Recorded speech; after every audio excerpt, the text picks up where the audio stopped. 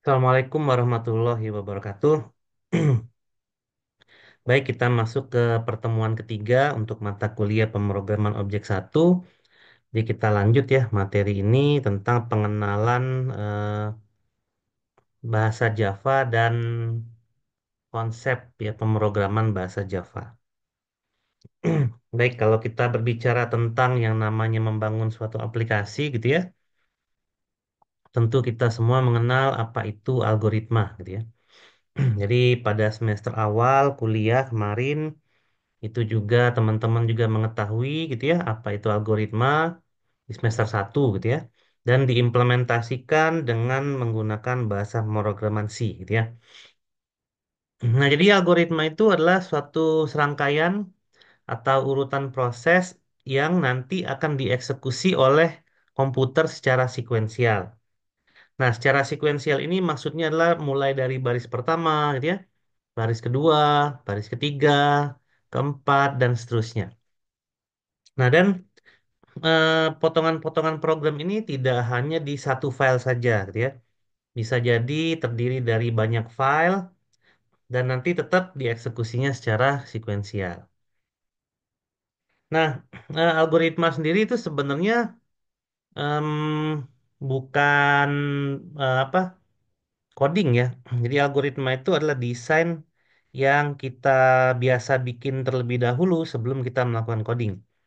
Agar untuk setiap proses yang secara sekuensial tadi itu kita bisa memiliki bayangan awalnya dulu ya sebelum kita melakukan coding. Jadi sebelum kita memecahkan suatu permasalahan ya secara umum itu kita biasanya mendesain langkah-langkah penyelesaiannya dulu. Nah, itu ya. Nah, kalau kita kaitkan dengan coding, maka kita akan menyelesaikan langkah-langkah penyelesaian itu dengan bentuk algoritma. Jadi kita akan menulis suatu semacam pseudocode gitu ya atau bisa juga menggunakan flowchart diagram. Itu langkah-langkah untuk mencapai solusi dari suatu permasalahan yang ingin diselesaikan menggunakan suatu program komputer, gitu ya. Jadi intinya dia menggunakan suatu program komputer. Nah, kalau menggunakan flowchart itu umum, gitu ya. Jadi sudah memiliki notasi-notasi di mana notasi itu memiliki makna, gitu ya. Kalau notasinya kotak itu berarti dieksekusi oleh komputer, gitu ya. Kalau notasinya seperti belah ketupat itu input output dan lain-lain. Kemudian ada yang disebut sebagai pseudocode gitu ya. Nah, pseudocode itu berarti kita akan membuat suatu langkah-langkah program yang menggunakan kode palsu gitu ya, pseudocode. Kode palsu itu artinya kode yang mendekati bahasa pemrograman yang sesungguhnya.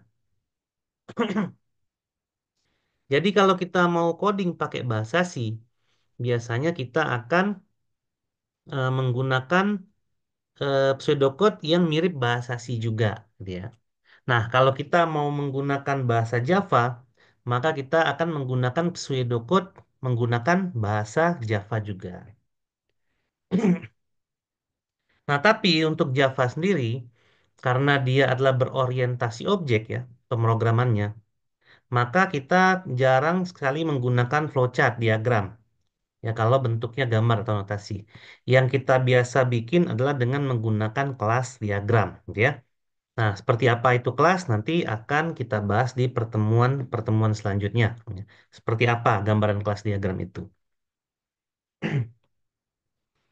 Nah, terus kita belajar bahasa Java. Java itu adalah salah satu bahasa pemrograman yang memang favorit gitu ya, banyak digunakan di berbagai macam device.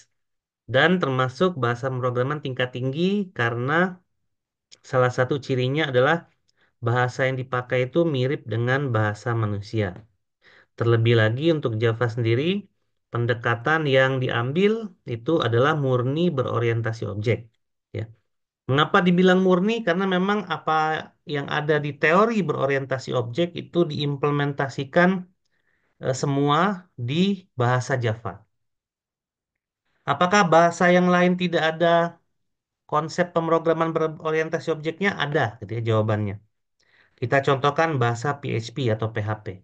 PHP kalau kita mau bikin struktur berorientasi objek dia bisa. Tapi kalau kita mau bikin struktur natif bawaannya dia itu juga bisa. Karena secara bawaan PHP itu dia bukan berorientasi objek tapi berorientasi struktur, prosedural ya, berorientasi prosedural. Nah, jadi seperti itu. Nah, jadi bahasa pemrograman itu adalah alat ya, tools yang kita pakai untuk membuat suatu program komputer. Dan kita akan mentransformasikan ya algoritma yang kita bikin tadi, entah itu melalui pseudocode ya, kelas diagram atau menggunakan flowchart ya, menjadi kode yang sesuai dengan bahasa pemrograman. Nah, kode yang akan ditulis gitu ya dengan bahasa pemrograman itu kita sebut sebagai sintaks biasanya, gitu ya. Nah, bahasa pemrograman tuh banyak dan kita memang di materi ini kita fokusnya ke bahasa Java, gitu ya. Nah, bahasa Java ini memang pemrograman tingkat tinggi gitu ya, karena memang banyak sekali keunggulannya. Jadi kita tidak perlu melakukan manajemen memori secara manual gitu ya. Terus memang karena dia berbasis desktop, yang kita pakai ini adalah J2SE yang standar edition gitu ya, maka dia berbasis desktop di mana memang membutuhkan suatu compiler ya. Yang fungsi compiler sendiri mungkin kita udah bahas di pertemuan sebelumnya. Nah, kalau misalnya lupa ya, fungsi compiler itu adalah untuk menerjemahkan bahasa pemrograman yang ditulis manusia gitu ya ke dalam bahasa yang dimengerti komputer ya. Karena memang kita tahu komputer itu hanya mengenal bilangan biner satu atau nol ya yang direpresentasikan nanti ke dalam sinyal-sinyal elektronik ya yang dieksekusi nanti oleh prosesor ya kurang lebih gitu. Nah, lalu ada juga bahasa tingkat rendah sebenarnya ada bahasa assembly ini bahasa mesin. Ini memang bahasanya udah lama lama banget ya, di mana biasanya kita pakai bahasa assembly ini di generasi-generasi awal komputer ya. Kalau sekarang itu memang jarang ya menggunakan bahasa assembly ini. Nah, ini adalah contoh algoritma ya yang waktu dulu semester 1 pernah teman-teman coba gitu ya membuat algoritma dan mengimplementasikannya menggunakan suatu bahasa pemrograman gitu ya. Dan biasanya algoritma itu ya langkah-langkah aja seperti ini gitu ya. Contoh ini nama programnya adalah hitung tambah. Kemudian dia ada variabel gitu ya. Nah, di mana variabel itu adalah tempat menampung suatu nilai. Ya, di mana nilai itu memiliki suatu tipe data gitu ya. Tipe data yang kita ketahui selama ini sebenarnya dimiliki oleh hampir semua bahasa pemrograman. Kita ngomongin apa tipe data integer. Integer ini di PHP ada gitu ya. Di C ada, di Java ada gitu ya, di mana-mana ada. Ya, di mana representasi bilangan integer ini adalah bilangan bulat gitu ya, yang tidak ada pecahannya. Kemudian ada tipe float, tipe double, tipe string dan lain-lain. Jadi hampir semua bahasa pemrograman memiliki tipe data dasar seperti itu gitu ya.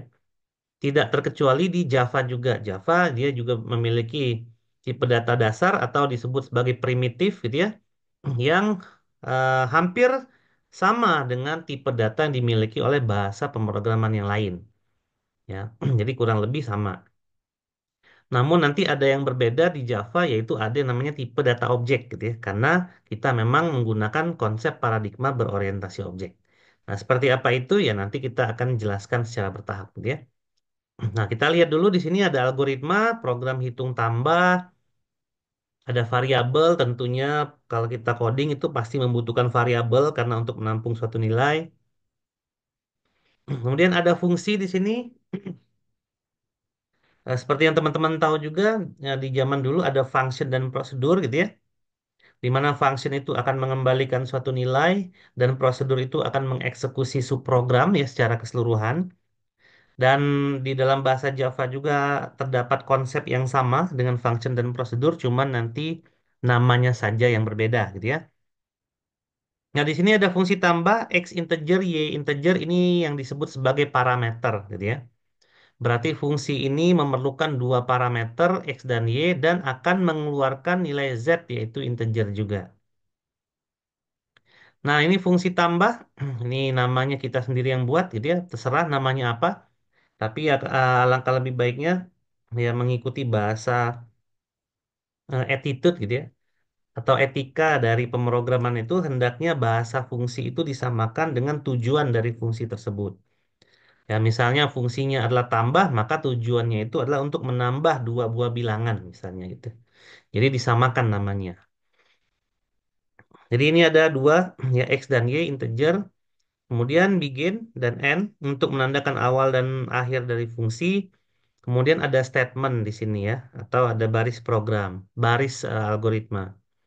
Jadi di sini nanti nilai Z yang menjadi output atau keluaran daripada nilai tambah itu diisi dengan nilai X dari parameter dan nilai Y dari parameter yang sudah disetting sebelumnya. Nah, tapi berapa nilai X dan Y itu nanti tergantung. Ya, tergantung fungsi tambah ini akan diisi nilai X dan Y itu dengan angka berapa. Dan Z itu juga isinya akan tergantung dari nilai X dan Y. Karena secara algoritma, Z itu adalah hasil pertambahan atau penjumlahan antara nilai X dan Y. Kemudian di sini adalah kata kunci return dan ini adalah variabel Z ya, di mana nanti memang ketika fungsi tambah ini dipanggil, maka dia akan langsung mengeluarkan nilai Z. Nah, bagaimana cara menggunakan fungsi tambah ini? Nah, kita harus memiliki yang namanya program utama, gitu ya.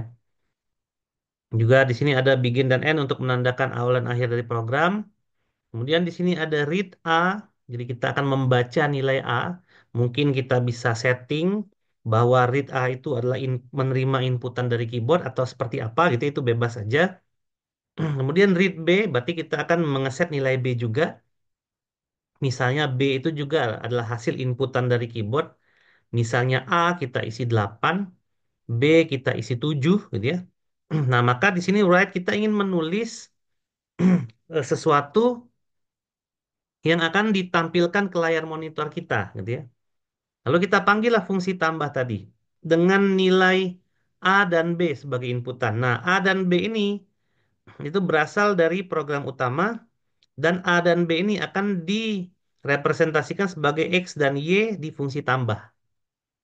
Gitu ya. Nah, karena A dan B ini juga integer gitu ya. Nah, maka dia akan menambahkan gitu ya. X dan Y ini akan diganti dengan A gitu ya. Jadi nanti 8 ditambah 7 hasilnya 15. Maka Z dari fungsi tambah ini hasilnya adalah 15. Maka program utama pun akan menampilkan 15 ya sebagai hasil daripada penjumlahan variabel A dan variabel B gitu ya.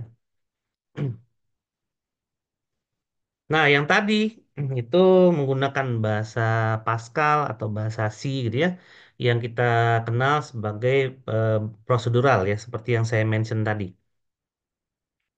Nah, kalau prosedural itu konsep pemrogramannya memang flow ya dieksekusi mulai dari baris pertama, baris kedua dan seterusnya sampai baris terakhir. Dan urutan respondernya terhadap suatu aksi sudah baku, artinya dia tidak bisa dimodifikasi lagi ya. Nah, kalau pemrograman berorientasi objek itu bisa dimodifikasi. Ya, jadi ada konsep yang dinamakan dengan konsep kelas dan konsep objek ya dalam pemrograman berorientasi objek ini. Tapi tetap nanti dieksekusinya satu persatu gitu ya. Jadi dia sama aja sebenarnya mirip gitu ya. Dieksekusinya tetap satu persatu, tapi kita bisa membuat objek di sini.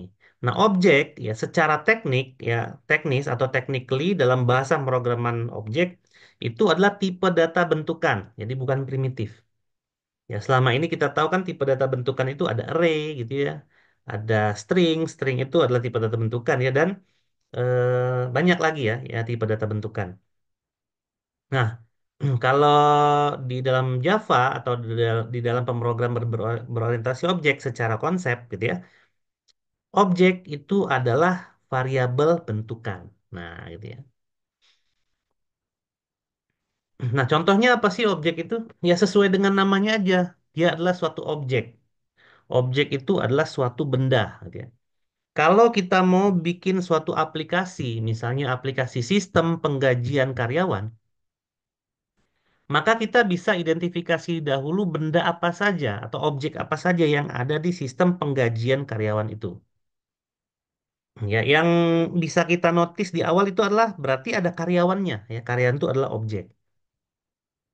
Kemudian ada gajinya. Gaji itu adalah kata benda, gitu ya. Kemudian ada absensinya, gitu ya. Karena mungkin di suatu perusahaan absensi itu mempengaruhi gaji, misalnya. Ya, kemudian ada jam kerja, gitu ya, dan lain-lain. Jadi itu semua adalah representasi dari objek yang nanti kita akan buat, gitu ya, dalam konsep pemrograman berorientasi objek. Karena objek di dunia nyata yang disebutkan tadi, ya karyawan, gaji, dan lain-lain tadi, akan kita bikin bentuk kodenya di dalam komputer kita, gitu ya. Jadi kenapa dia disebut sebagai berorientasi objek? Karena saat kita mau membuat suatu program komputer, kita harus lihat objek apa saja yang akan terlibat dalam program komputer yang akan kita buat tadi. Nah, itu adalah dasar daripada konsep berorientasi objek itu sendiri. Nah, apa keuntungan OOP? Jadi bahasa pemrograman objek oriented ini, objek oriented ini yang pertama adalah reusabilitas. Jadi kalau kita sudah membuat suatu program dengan menggunakan berorientasi objek, orang itu mudah membaca program yang kita buat. Sehingga apabila nanti akan dikembangkan, maka orang juga akan mudah dalam mengembangkan itu. Karena setiap orang di dunia ini ketika belajar konsep pemrograman berorientasi objek, mereka memiliki mindset dan knowledge yang sama. Ya, bahkan mereka juga bisa mengetahui apabila ada suatu implementasi yang keliru gitu ya dari aplikasi yang kita buat menggunakan konsep pemrograman berorientasi objek ini. Ya. Yang pertama, lalu yang kedua itu membangun program bisa lebih cepat karena memang kalau kita mau membuat aplikasi lebih dari satu orang, misalnya programmernya ada 5 ya, ada 10 dan seterusnya, maka lebih enak kalau kita memiliki suatu knowledge yang sama ya terhadap cara pandang kita dalam membuat suatu aplikasi ya atau kita memiliki knowledge yang sama untuk kita coding gitu ya. Jadi kalau kita coding itu kayak kita tuh knowledge-nya sama nih sehingga kita tuh tahu masing-masing kita harus melakukan apa. Nah, sehingga aplikasi kita jadi lebih cepat gitu ya selesainya. Lalu ke fleksibilitas yang lebih tinggi, ini juga ada kaitannya dengan reusability tadi. Jadi aplikasi itu bisa dikembangkan atau misalnya aplikasi itu bisa kita implementasikan di tempat yang baru. Ya contoh, saya pernah bikin aplikasi sistem penggajian karyawan di perusahaan X misalnya. Lalu saya mendapatkan project lagi untuk membuat aplikasi yang sama di perusahaan Y.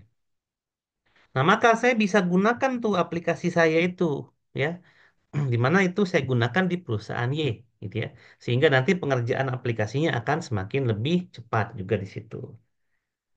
Kemudian ada ekstensibilitas, ada reverse engineering. Jadi karena pemrograman berorientasi objek ini udah menjadi suatu standar, jadi dari yang udah jadi kode kita bisa reverse atau balikan menjadi suatu rancangan gitu ya, reverse engineering. Dan yang terakhir itu eh, hanya memerlukan sedikit maintenance. Ya walaupun memang apa sejatinya maintenance itu ya nggak sedikit juga ya, tapi dia akan lebih mudah di maintenance ya daripada nanti kita menggunakan bahasa pemrograman prosedural gitu ya. Nah, di sini konsep berorientasi objek itu adalah eh, kalau berbasis prosedural ya kita lihat tadi ya di atas. Jadi ini adalah fungsi, ini adalah variabel gitu ya. Nah, OOP itu fungsi dan data atau variabel tadi bukan menjadi dua hal yang terpisah, tapi dia menjadi satu bagian yang utuh yang kita sebut sebagai objek, gitu ya. Nah, jadi seperti itu. Nah, jadi cara pandangnya itu adalah seperti yang saya jelaskan tadi. Kalau saya ingin membuat sistem penggajian karyawan, maka berarti ada objek-objek yang berinteraksi di situ, gitu ya. Nah, karena kita mau membuat sistem penggajian karyawan, maka problemnya itu adalah bagaimana caranya sistem ini bisa mengelola atau memanage penggajian karyawan, kan gitu ya. Nah, berarti ada objek yang bekerja sama nih untuk menyelesaikan masalah itu. Siapa saja yang bekerja sama ya? Tadi karyawan itu misalnya. Nanti karyawan ini bisa dibagi lagi. Ada staf biasa, ada bagian keuangan, ada atasan ya. Biasanya kan gaji itu suka di-ACC oleh atasan gitu ya, atau di-ACC bagian keuangan. Atau laporan biasanya dikasih ke atasan gitu ya. Terus ada gaji itu sendiri, ada absensi, ada kinerja, misalnya bisa jadi bagian daripada gaji itu salah satunya adalah absensi dan kinerja gitu ya, dan lain-lain. Nah, tapi ingat ya, berarti dia adalah objek ya, di mana dalam Kamus Besar Bahasa Indonesia objek itu adalah benda. Jadi kita harus membuat benda-benda yang ada di dunia nyata tadi menjadi program komputer, di mana nanti kita akan rangkai sedemikian rupa untuk membuat suatu aplikasi yang disebut sebagai tadi sistem penggajian karyawan, gitu ya. Nah, itu adalah sudut pandangnya. Nah, kalau kita mau ya kayak kayak kita mau bangun mobil aja gitu ya, atau kita mau bangun rumah. Rumah itu adalah objek gitu ya. Lalu di rumah itu ada ruang tengah. Ruang tengah itu objek. Berarti ruang tengah itu adalah bagian daripada rumah. Kamar mandi gimana? Kamar mandi adalah objek juga. Kamar mandi adalah bagian daripada rumah. Nah, kita lihat di kamar mandi ada apa? Ada shower. Shower objek bukan? Shower iya objek. Maka shower adalah bagian daripada kamar mandi, di mana kamar mandi adalah bagian dari rumah ya. Begitu seterusnya. Di mana memang OOP itu memiliki suatu hierarki objek gitu ya. Jadi ada rumah, ada kamar mandi, ada shower. Shower adalah bagian dari rumah, sedangkan bagian dari kamar mandi, sedangkan kamar mandi adalah bagian dari rumah. Tapi kesemua itu adalah objek gitu ya. Dan akan disesuaikan dengan fungsinya masing-masing. Ya, kalau kamar mandi tadi untuk mandi, kemudian untuk mandi itu gimana? Kita butuh shower. Nanti shower juga ada fungsi gitu ya. Fungsinya adalah mengeluarkan air gitu ya. Jadi setiap hal yang besar itu memiliki fungsi dari turunan hal yang kecil gitu ya. Jadi misalnya kamar mandi dipakai buat mandi. Buat mandi itu gimana? Buat mandi itu berarti menggunakan shower, menggunakan objek. Nah, fungsi daripada shower apa? Mengeluarkan air. Berarti mandi itu harus mengeluarkan air dari shower, gitu kan? Nah, seperti itulah kurang lebih ya cara pandang dari pemrograman berorientasi objek. Jadi strukturnya itu adalah struktur hierarki. Nah, di sini adalah beberapa kata kunci dalam pemrograman berorientasi objek, di mana yang pertama itu adalah objek ya. Objek itu adalah kelas atau instance dari suatu kelas dan berasal dari entitas atau konsep dari dunia nyata ya. Tadi udah saya mention.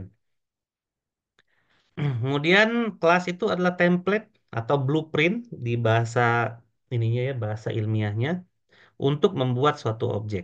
Jadi kita perlu blueprint. Misalnya gini, kita mau bikin rumah, kita mau bikin perumahan. Kan perumahan itu sama ya. Ya, di klaster satu misalnya. Kita bikin kan denahnya, denah rumahnya. Nah, satu denah itu bisa membuat 10 rumah yang sama. Nah, itu adalah blueprint tuh. Itu kelas. Nah, 10 rumah itu disebut sebagai objek. Ya, artinya rumah yang sama itu berarti kan komponen rumahnya sama. Misalnya terdiri dari dua kamar tidur, maka 10 itu akan memiliki dua kamar tidur semua. Karena apa? Kelasnya memiliki dua kamar tidur. Kalau kelasnya didesain memiliki tiga kamar tidur, maka objek yang akan tercipta dari desain itu akan memiliki tiga kamar tidur juga, gitu ya. Tapi sudut pandangnya adalah objek satu dengan objek yang lain itu berbeda-beda, gitu ya. Karena dia diciptakan dari kelas yang sama. Sehingga objek yang berbeda-beda itu sebenarnya memiliki bagian-bagian yang sama dari rancangannya. Ya, seperti yang saya jelaskan tadi. Ada rancangan rumah, kamarnya dua, kamar mandi satu. Maka apapun rumah yang dibuat dari rancangan ini akan memiliki dua kamar tidur dan satu kamar mandi, gitu ya. Itu adalah hubungan antara kelas dan objek. Nah, komponen lain dari kelas itu apa? Ada yang namanya atribut. Ya, dia adalah identitas unik dari suatu objek. Misalnya tadi jumlah kamar mandi, jumlah kamar tidur, jumlah ruang tamu, warna cat dinding, dan seterusnya. Gitu ya. Lalu ada yang namanya metode. Metode ini adalah behavior.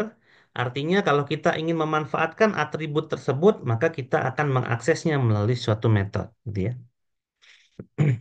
Lalu ada yang namanya enkapsulasi. Ini menyembunyikan struktur data dan implementasi dari suatu kelas. Nanti akan kita bahas lebih detail di pertemuan selanjutnya. Kalau inheritance ini adalah keterhubungan struktural antara kelas, dia memiliki hubungan seperti subclass dan superclass, atau lebih mudahnya adalah parent dan child ya, orang tua dan anak inheritance. Nanti kita bahas lebih detail gitu ya. Kemudian ada polymorphism, ini adalah untuk merepresentasikan dua objek, dua bentuk pada objek yang berbeda. Jadi objek itu bisa memiliki suatu behavior yang berbeda namun dia berasal dari rancangan yang sama. Nah, gitu ya. Itu secara singkatnya, tapi yang ketiga ini kita keep dulu, kita simpen dulu untuk kita bahas di pertemuan-pertemuan selanjutnya. Nah, ini karakteristik objek ya. Setiap objek memiliki state sebagai status atau itu kita sebut sebagai atribut dan atribut itu biasanya direpresentasikan dalam bentuk variabel gitu ya. Nah, di mana variabel sendiri definisinya ya teman-teman sudah tahu ya dari eh, mata kuliah pemrograman yang lalu ya. Yang tadi misalnya A, B, C itu variabel, X, Y, Z itu variabel gitu ya. Nah, lalu setiap objek akan memiliki suatu tingkah laku ya behavior direpresentasikan sebagai metode. Nah, metode sendiri dalam pemrograman Java itu adalah function dan prosedur gitu ya. Di mana function dan prosedur itu teman-teman juga sudah tahu gitu ya definisinya dari perkuliahan-perkuliahan kemarin. Tapi nanti seperti apa lebih detailnya akan kita bahas juga. Nah, contoh di sini sepeda. Objeknya sepeda gitu ya. Sama seperti saya menjelaskan rumah tadi gitu ya. Nah, sepeda itu ada pedalnya, ada rodanya, ada jeruji, ada warna, ada jumlah roda. Ini adalah atribut. Ya, misalnya warnanya kuning ya, jumlah rodanya 4, misalnya sepedanya roda 4 gitu ya. Rodanya misalnya karakteristik roda misalnya untuk dipakai di jalanan aspal. Kemudian ada model pedal atau merek pedal, ada mungkin jeruji ini ininya apa? Apa ya jeruji itu lupa lagi saya. Ya misalnya ada yang jerujinya pakai besi, ada yang jeruji kayak velg ya, velg racing gitu ya. Velg racing bintang 3, bintang 4 dan lain-lain itu adalah atribut. Nah, kemudian sepeda ini kan punya perilaku ya. Apa sepeda ini perilakunya? Berarti kita bisa mengayuh. Nah, mengayuh itu adalah perilaku dari sepeda, behavior. Ya, kalau tadi objek itu adalah kata kerja, kata benda, maka tingkah laku ini adalah behavior kata kerja, gitu ya. Contohnya mengayuh.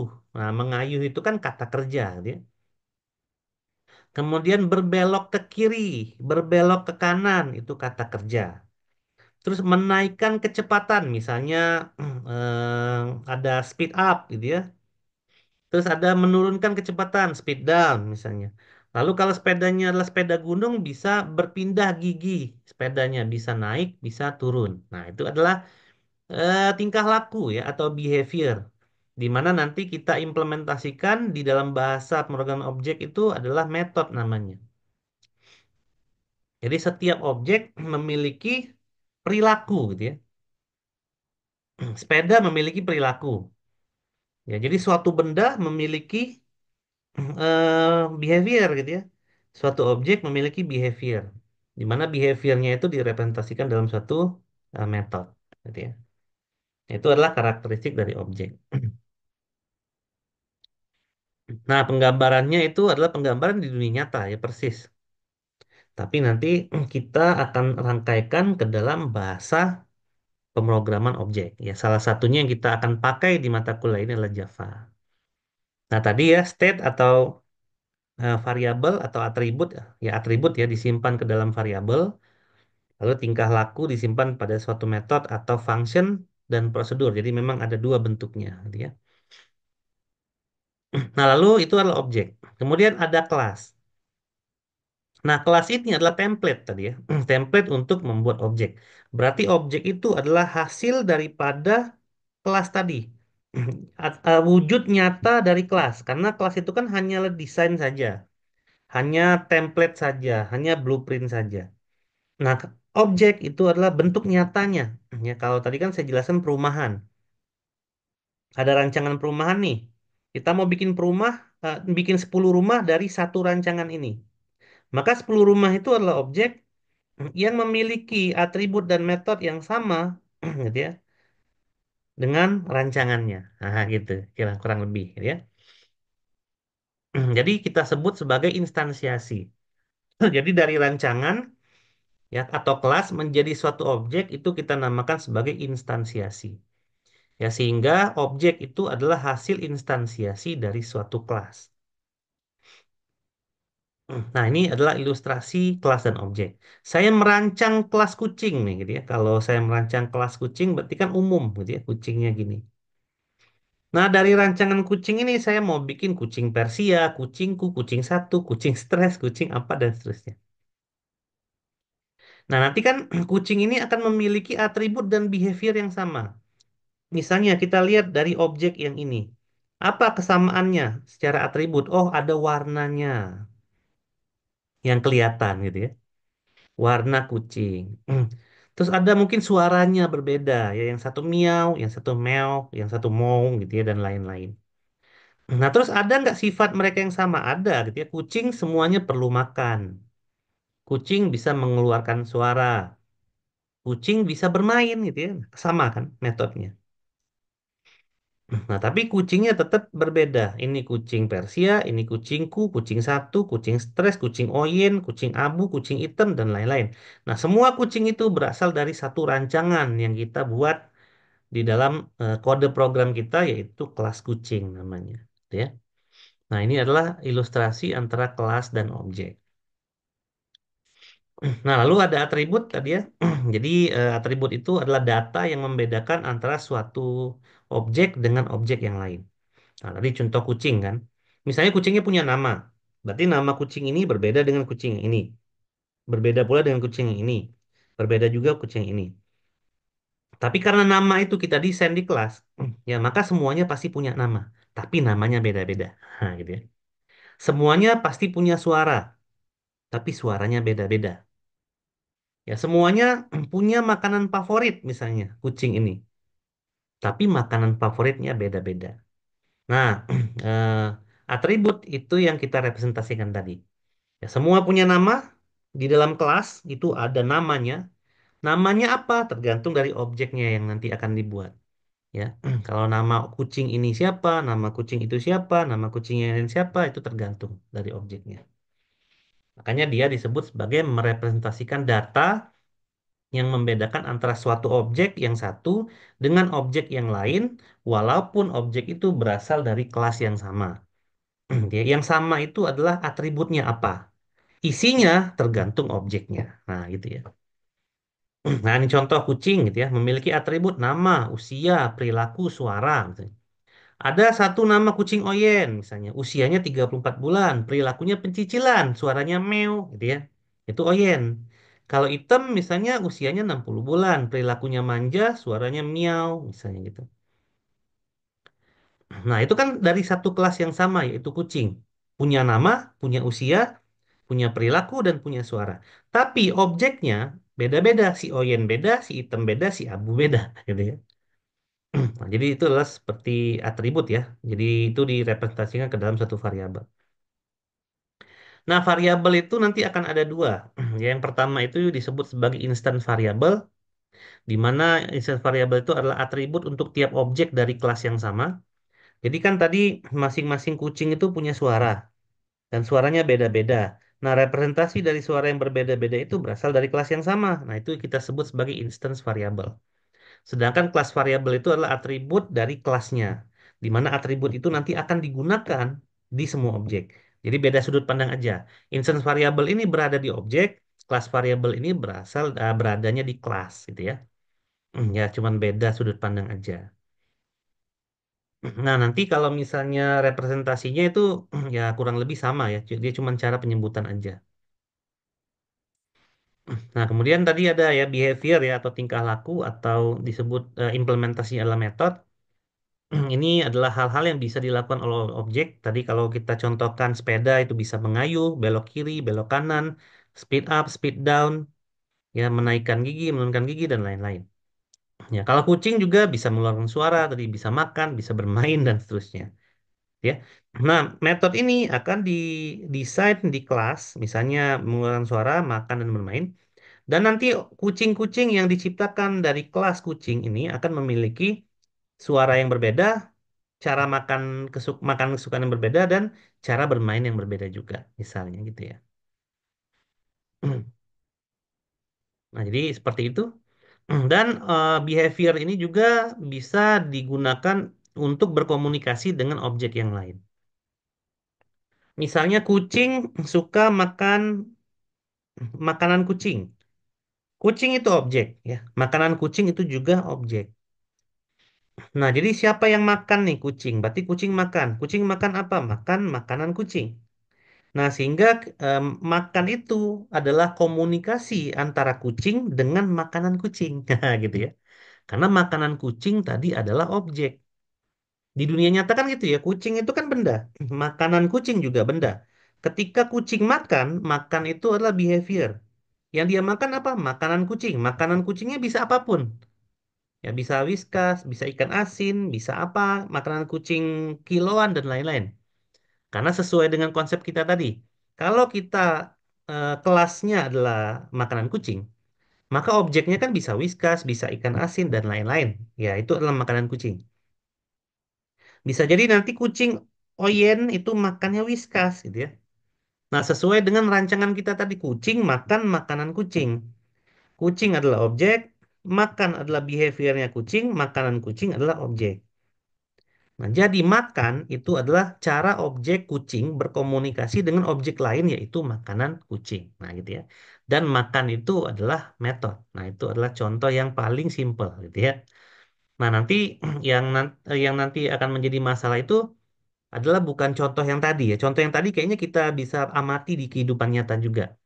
Tapi bagaimana cara memasukkan sesuatu yang tadi ke dalam bahasa Java. Nah, itu yang jadi masalah mungkin gitu ya. Bagaimana sih caranya memasukkan kucing makan makanan kucing ya ke dalam bahasa Java? Nah, itu. Ya nanti akan kita bahas juga ya. Kalau itu nanti akan melibatkan berbagai macam objek dan akan kita contohkan juga di pertemuan-pertemuan selanjutnya. Nah, bagaimana sih cara membuat pemrograman berorientasi objek? Jadi ini kita dasar aja dulu gitu ya. Kita belajar basic dulu. Membuat objek gitu ya. Jadi kalau ingin membuat suatu program menggunakan pendekatan berorientasi objek, maka kita harus tahu masalahnya dulu. Misalnya kita mau bikin kucing nih, kucingnya bisa makan. Dia makan apa? Makan makanan kucing. Oh, berarti ada dua nih objeknya, ada kucing, ada makanan kucing gitu ya. Nah, jadi kita definisikan objeknya, lalu kita kelompokkan objeknya menjadi satu kelas. Oh, kucing kan banyak nih, aku punya 10 kucingnya, berarti ada kelasnya satu, yaitu kelas kucing. Makanan kucingnya juga ada banyak nih, saya punya. Nah, saya kelompokkan menjadi satu kelas. Nah, saya mau bikin rancangannya. Kemudian saya desain komponennya dengan kelas diagram, lalu baru saya coding, gitu ya. Nah, contohnya seperti ini, gitu ya. Nah, ini yang kita sebut sebagai kelas diagramnya. Ini yang paling simpel. Ya, nanti yang untuk ribetnya nanti kita akan bahas di pertemuan-pertemuan selanjutnya. Misalnya kita bermain dengan satu kelas aja dulu, gitu ya. Nah, kalau di sini dua, gitu ya. Nah, kenapa dua? Sebenarnya program utama ini harus ada, ya. Main program sama seperti yang di atas tadi ya. Kalau kita bikin algoritma, kan pasti ada program hitung tambah, lalu ada program utamanya. Nah, program utamanya inilah yang akan mengeksekusi program-program yang kita buat dengan menggunakan konsep-konsep pemrograman berorientasi objek. Jadi misalnya ada kucing dan makanan kucing, pasti kita akan akses kucing dengan makanan kucing itu di program saya. Nah, di program saya inilah di main program itu kita bisa ubah dari kelas menjadi objek. Jadi nanti kucing dan makanan kucing itu kelasnya. Nah, kapan kelas ini menjadi objek itu ada di program utama. Nah, nama program utama ini adalah program saya. Main ini adalah metode dari program saya. Dan metodenya adalah metode main program ya. Nanti ada sintaksnya sendiri di Java. Nah, kemudian ini adalah kucing ya.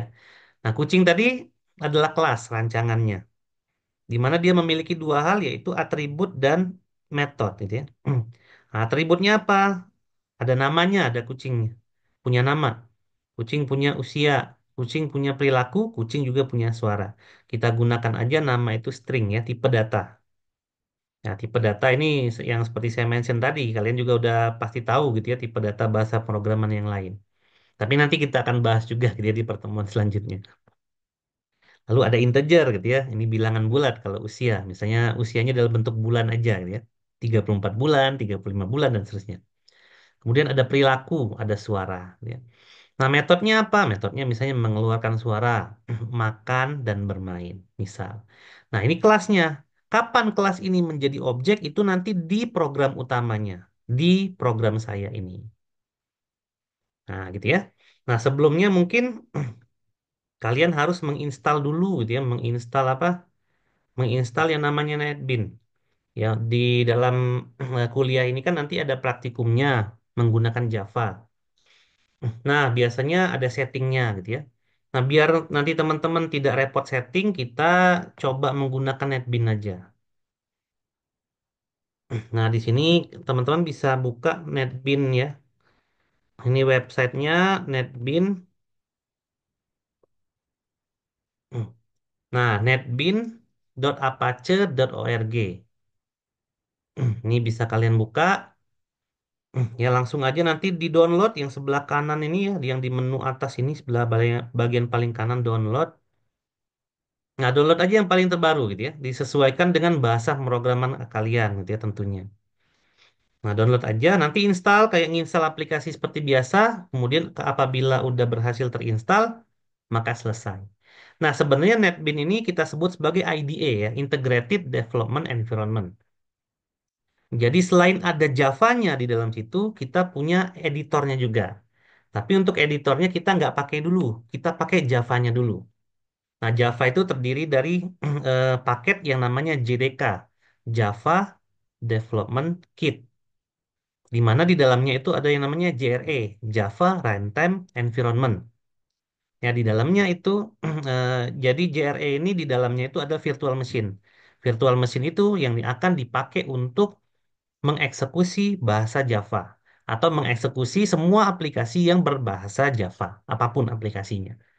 Nah, biasanya nanti kita setting-setting dulu kalau kita download dari situsnya langsung gitu ya. Karena Java ini kan awalnya dari Sun Microsystem, kemudian dibeli oleh Oracle. Kalau cuman mau install Java-nya doang, kita bisa install melalui websitenya Oracle. Tapi kita perlu setting lagi. Nah, agar tidak terlalu banyak setting, kita bisa download aja satu package Apache NetBeans, di mana nanti yang kita manfaatkan adalah JDK-nya saja. Untuk NetBeans-nya atau untuk editornya, kita skip dulu gitu ya. Nah, apabila udah diinstal, bagaimana kita tahu bahwa instalasi Java kita berhasil? Ya, teman-teman tinggal buka CMD aja. Nah, gini ya. Lalu ketikkan Java. Nah, apabila muncul seperti ini gitu ya. Nah, Java main class, ARG, executed class, dan lain-lain. Ini maka Java itu sudah berhasil diinstal di atau berhasil terinstall di aplikasi di komputer atau laptop kalian dan sudah siap untuk dipakai. Nah, gitu ya. Oke, nah ini jangan lupa diinstal ya. Ini websitenya, silakan diinstal. Kita akan gunakan untuk latihan ya dan untuk praktikum, gitu ya. Oke, nah contoh tadi yang kucing ya, mana kucing tadi? Nah, kucing. Nah, Java sendiri itu berekstensi .java. Jadi ini udah saya bikin nih. Nah, seperti ini. Nah, ini pada awalnya ini sebenarnya yang kelas ini tidak ada ya. Ini saya hapus dulu yang kelas. Nah, jadi kalau kita akan compile, jadi kan ada compile-nya, karena ada compiler tadi ya di bahasa Java, maka ketika kita compile, dia akan membentuk suatu file baru yang namanya kelas. Nah, yang akan kita jalankan di Java itu adalah kelasnya. Nah, di sini saya punya dua tadi ada kucing dan ada program saya. Kucing aja dulu lihat gitu ya. Kita pakai editor biasa aja dulu ya. Kita pakai Visual Code. Nah, ini adalah kucing tadi ya. Ini mungkin saya cocokin dulu. Ada nama, usia, perilaku suara ya. Nama, usia, berarti di bawahnya saya tambahkan. Usia itu integer ya. Nah, gitu ya. Jadi public ini adalah access modifier, ini nanti aja gitu ya, nanti kita bahas. String ini adalah atribut. Nah, nama ini adalah string ini tipe data, nama adalah atribut ya. Integer ini tipe data, tapi nulis di Java itu int aja. Usia itu atribut dan seterusnya. Nah, ini adalah salah satu metodenya. Kita coba satu aja metodenya, ya, yaitu mengeluarkan suara. Kita akan return suaranya. Kita akan kembalikan nilai dari suara yang akan kita buat itu nanti, ya, dan kita panggil suara itu dengan menggunakan behavior atau metode yang namanya mengeluarkan suara. Nah, ini adalah function karena dia suara ini kan tipenya string ya. Maka di sini adalah return value-nya adalah string. Nah, ini nanti kita bahas. Tapi itu di pertemuan selanjutnya ya. Kita bahas implementasinya dulu dari Java. Nah, kalau Java itu wajib kita bikin seperti ini. Kelas kucing. Ada kelasnya. Ini adalah kata kunci yang tidak boleh hilang ya di Java. Lalu ada yang namanya di sini kucing. Nama kucing ini harus sama dengan nama file. Ya, karena nama file ini kucing itu K-nya huruf besar, maka ya di dalam sini juga kucing itu ya K-nya huruf besar. Jadi nama file dengan nama kelas itu harus sama. Ya, lalu ada begin dan end-nya. Kalau begin dan end itu representasinya adalah kurung kurawal. Ya, kurung kurawal buka untuk begin, kurung kurawal tutup untuk end, gitu ya. Di mana method juga sama, ya ada begin dan ada end. Dan ada parameter di sini, ya, ada kurung buka, kurung tutup ya kalau teman-teman lihat, kurung buka biasa dan kurung tutup biasa. Tapi di sini saya tidak isi parameternya, ya nggak masalah gitu ya, karena function itu bisa menggunakan parameter atau tanpa parameter. Nah, berarti kucing ini dia punya atribut yang ini ya, dan dia punya metode yang ini. Nah, kemudian kita cek untuk program saya, gitu ya. Nah, di sini untuk program saya tidak punya atribut, nggak apa-apa gitu ya. Jadi dalam membuat kelas diagram itu kalau atributnya tidak kita buat juga nggak masalah, atau hanya ada metode saja juga nggak masalah. Ya, jangan sampai nggak ada dua-duanya gitu ya. Nah, itu nanti akan berkaitan dengan akses modifier yang saya bilang tadi ada public gitu ya. Nah, itu nanti kita jelaskan di pertemuan berikutnya. Jadi perhatikan dulu saja yang ini. Ini adalah kucing gitu ya. Ya, walaupun nggak sesuai desain ya. Saya tidak bikin makan dan bermain, saya contohkan untuk mengeluarkan suaranya saja, gitu ya. Terus ini program saya. Nah, di sini main programnya nih, main programnya juga metode gitu ya. Tapi metodenya statik apa itu nanti kita bahas ya. Nah, di sini bentuknya adalah prosedur bukan function karena dia menggunakan kata kunci void ya. Nanti kita jelasin juga. Ini parameternya adalah string dan kita harus menamakan itu sebagai main. Ini wajib namanya main karena ini adalah main program. Gitu ya. Kalau misalnya kita mau coba eksekusi main programnya saja tanpa melibatkan kuncinya, ini saya kucingnya, ya ini saya pakai ini dulu ya, pakai apa? Komentar. Nah, maka di sini ada system.out.print. Ini adalah metode ya. Println ini adalah metode dari kelas sistem.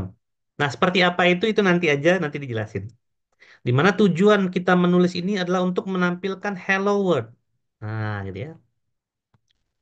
Untuk menampilkan hello world di dalam konsol. Nah, bagaimana caranya kita mengeksekusi program Java yang kita buat ini, gitu ya? Ini kita nggak masukin kucingnya dulu ya. Ya, kita bisa gunakan command prompt yang tadi. Nah, nah, itu jangan lupa ininya ya, apa alamatnya. Jadi kita harus eksekusinya di foldernya. Jadi kita pindahkan dulu ke direktori D, gitu ya. Lalu saya ganti direktorinya dulu ke sini. Nah, di sini ya. Kita gunakan jadi pertama kita compile dulu menggunakan keyword Java C gitu ya. C-nya compiler gitu ya. Nah, di sini kita ambil program saya.java. Ini compile, kita enter. Nah, kalau tidak terdapat error, berarti kompilasi selesai. Bagaimana cara menggunakannya? Nanti ini ketika sudah kita compile, akan bertambah satu file yang namanya program saya.class. Yaitu adalah hasil compile dari program Java. Kalau Java ini tadi kan filenya masih kita baca ya, bentuknya kayak gini ya. Nah, kan masih bahasa manusia banget nih gitu ya. Kucing, hello world, dan lain-lain. Tapi kalau kelas itu kita nggak bisa baca isinya gitu ya. Ini kalau kita buka aja misalnya menggunakan Notepad gitu ya. Nah, seperti ini nih ya bentuknya. Nggak tahu ini apa gitu ya. Bla bla bla bla bla dan seterusnya. Nah, gitu ya. Nah, itu adalah kelas. Jadi kelas itu kita nggak tahu isinya. Bagaimana cara kita menggunakan Java? Berarti kita gunakan keyword aja Java. Ini adalah menjalankan ya aplikasi Java. Yang kita jalankan yang mana? Program saya, tapi tidak menggunakan ekstensi Java lagi. Karena yang kita pakai adalah yang kelas, gitu ya. Nah, kalau saya enter error gitu ya. Are only accepted if annotation processing is implicitly request. Oke, error ya. Kita lihat nih errornya apa. Apakah ada error? Ehm,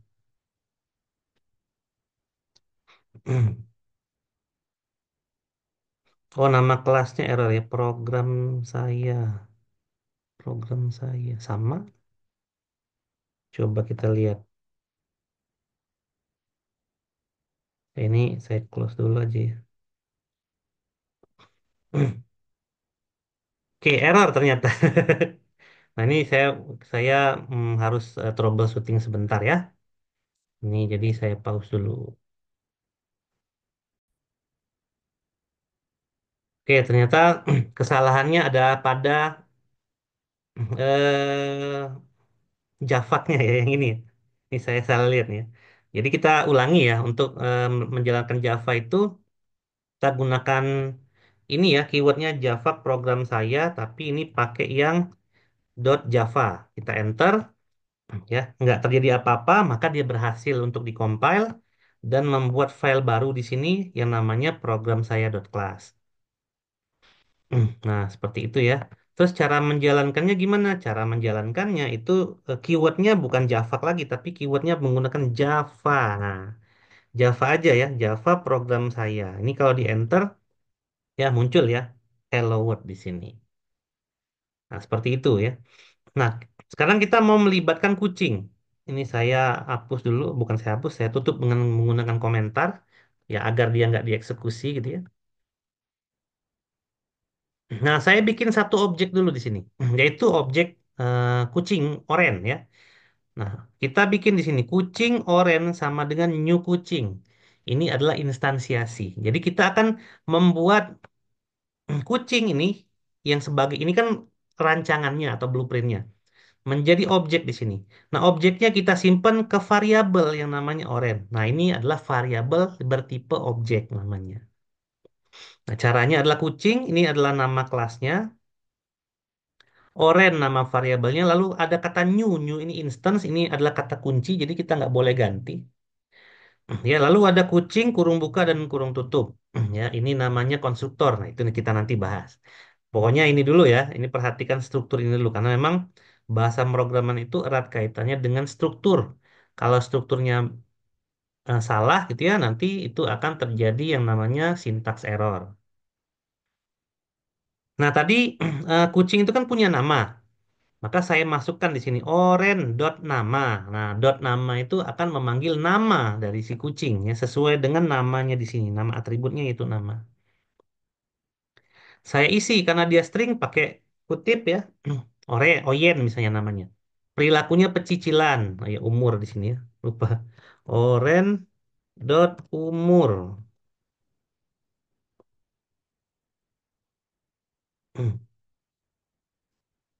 Ini umur kan bener ya. Usia kok umur sih. Nah, oren dot usia ini saya pakai editornya VS Code ya. Karena dia bulan, ya integer ya, kita isi 32, itu berarti 32 bulan. Dan selalu diakhiri dengan titik koma di ujung. Gitu ya. Ini saya save. Kemudian orange suaranya meow. Nah, ini saya tampilin ya. Kucing orange perilakunya seperti apa. Nah, kalau saya mau menggunakan objek di sini, maka harus saya compile dulu kucing.java-nya. Jadi di sini saya compile dulu menggunakan keyword Java gitu ya.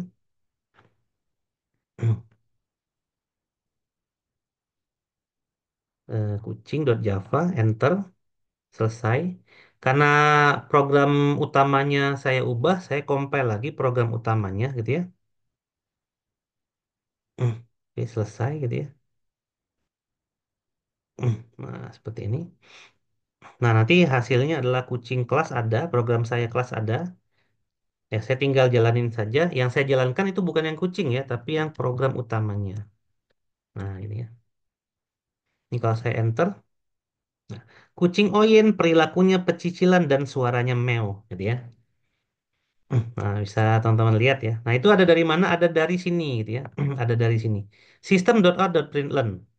Nah, saya gunakan string ya. Saya ingin memunculkan string seperti hello world tadi. Tapi saya kombinasikan string itu dengan isi daripada objeknya. Misalnya kucing. Kucingnya adalah oren.nama, berarti namanya Oyen gitu ya. Ini saya gunakan tanda tambah. Tanda tambah itu adalah concat untuk menggabungkan string yang berbeda. Ya. Kucing Oyen, ya, oren. Ya, Oyen namanya sini. Perilakunya apa? Pecicilan. Dan suaranya oren dot mengeluarkan suara. Itu dari mana? Dari behavior. Nah, karena behavior kita hanya mengeluarkan suara atau mereturn suaranya, maka suara yang ini adalah meow akan dipanggil di sini. Karena memang itu adalah string juga, gitu ya. Jadi kita bisa masukin di sini. Nah, ini adalah kucing Oyen. Gimana kalau kita mau bikin kucing yang lain, kita bikin aja. Berarti kita bikin lagi kucing, bukan Oyen, item misalnya. Nama apa kita simpan di variabel item. New kucing. Nah, gitu ya. Sama kan blueprintnya, rancangannya sama, kucing juga. Tapi ada Oyen, ada item. Nah, Oyen dan item itu adalah objeknya, gitu ya. Tinggal bikin item dot nama, namanya item aja tadi ya. Item, item, item. Nah, gitu ya. Terus item juga punya perilaku. Item dot perilaku. Kalau Oyen pecicilan ini iseng gitu ya perilakunya. Lalu si item juga punya usia, ya usianya misalnya 24 bulan. Kemudian si item juga punya suara.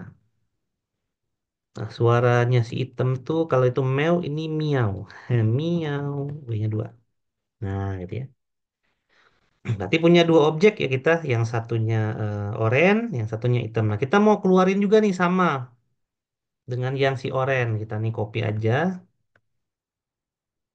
lalu kita paste di sini. Tapi kita ganti, bukan oranye lagi. Ini adalah hitam, ya. Hitam dot nama. Ini si hitam perilaku. Lalu ini si hitam yang mengeluarkan suara. Nah, udah. Nah, kalau udah, kucing tidak perlu kita compile lagi karena kucing sudah sesuai ya blueprintnya.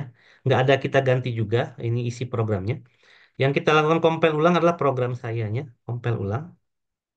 Oh ya, titik komanya kurang ya, ini adalah errornya ya, titik komanya kurang. Di miau, nah ini ya, ini save dulu. Saya lakukan compile lagi untuk program Java. Selesai gitu ya. Lalu saya jalankan program saya. Nah, gitu ya. Yang pertama adalah kucing Oyen, perilakunya pecicilan dan suaranya meow. Yang kedua, kucing hitam, perilakunya iseng dan suaranya miau. Nah, gitu ya. Jadi itu adalah objek. Nah, jadi ini adalah objeknya, ya. Ini ada dua objek nih berarti ada si Oyen dan si hitam. Dan kita bisa gunakan objek itu untuk apapun, gitu ya. Kalau di sini yang kita gunakan hanya memunculkan nama, perilaku dan suaranya aja. Tapi kalau kita mau akses seperti apa, bebas saja. Ya, dan masing-masing memiliki atribut yang berbeda-beda dan dia memiliki semuanya sama, nama punya, perilaku punya, usia punya, suara juga punya, gitu ya. Dari rancangan yang ini. Nah, begitu gitu ya. Itu adalah sampel daripada implementasi contoh yang singkat ini. Baik, itu saja mungkin video kali ini. Terima kasih bagi yang sudah menonton sampai dengan akhir. Wassalamualaikum warahmatullahi wabarakatuh.